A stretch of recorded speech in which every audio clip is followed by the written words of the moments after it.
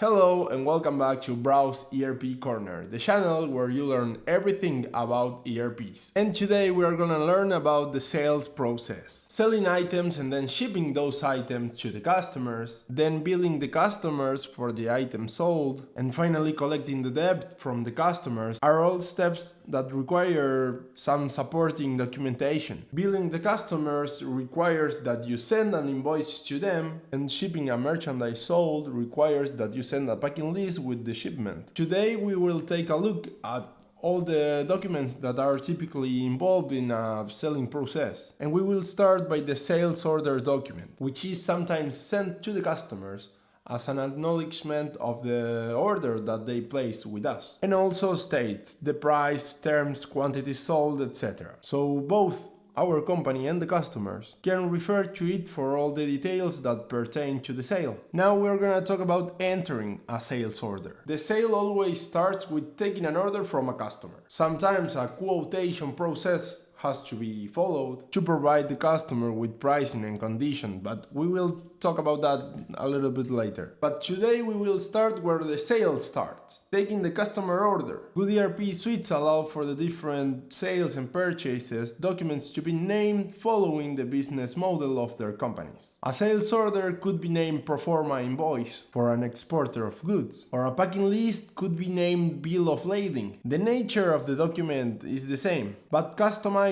the name of the document provides a better fit to the ERP platform to the company using it. And now we are both looking at my screen so we can see what we are talking about. Like all the screens of all the other sales and purchases document types has a header, a list of line items, and a footer. The header specifies the identification of the customer, the date of the document, and other information relevant to the document type. This is why the headers of the different document types differ. The list of line items specifies the products that are being sold, the quantities being sold, the unit prices of those items, and a line total. And finally, the footer of the sales order specifies the total amount of the sales order, the taxes that could apply, the discounts that could be offered, the shipping charges and method for the sales order, and other relevant fields. We will now take a closer look at the three parts of the sales order document. But first, it is important to note that the entire document is in front of the user.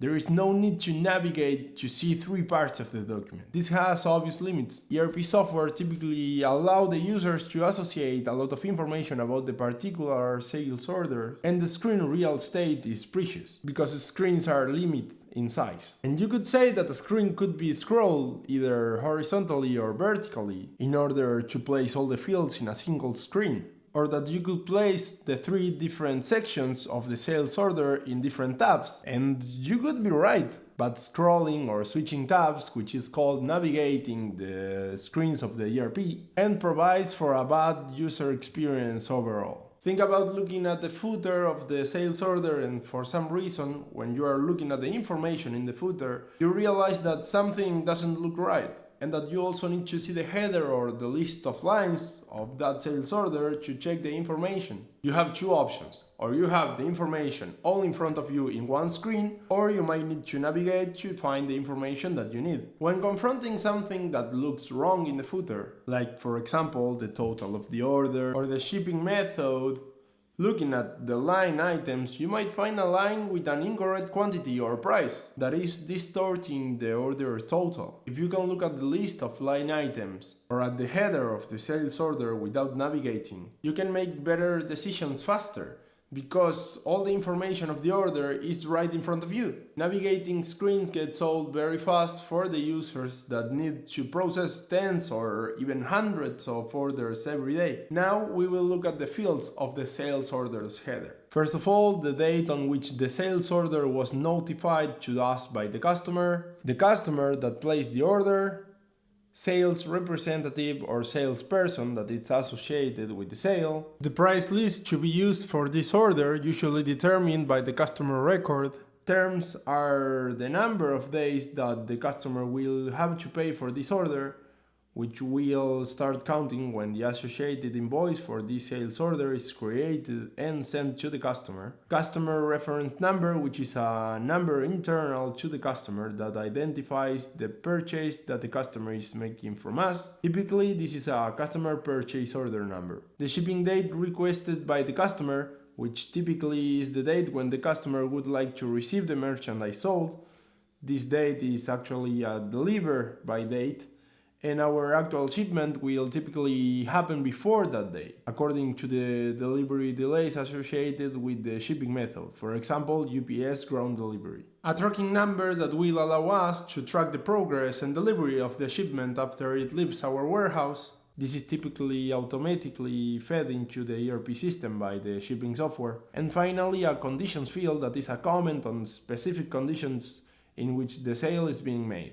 For example, it could say FOB, CIF, sold as is, etc. So in this video we have explored the essentials of the sales orders document, focusing especially on the header. We discussed its critical components such as customer information, order date, salesperson details, price list, terms, customer reference number, request, shipping date, tracking number, and conditions field. Understanding these details that I just mentioned is key to streamlining your sales operation and enhancing efficiency. And remember, a well-designed ERP system minimizes the need for navigation, allowing you to view all crucial information at a glance. This not only speeds up your workflow, but also improves accuracy in processing orders. In our next video, we'll complete the picture by diving into the list of line items and the footer of the sales order document. We'll cover how to specify products, quantities, unit prices, and line totals, as well as the shipping method, taxes, discount, and overall total amount. This comprehensive understanding will equip you to manage sales effectively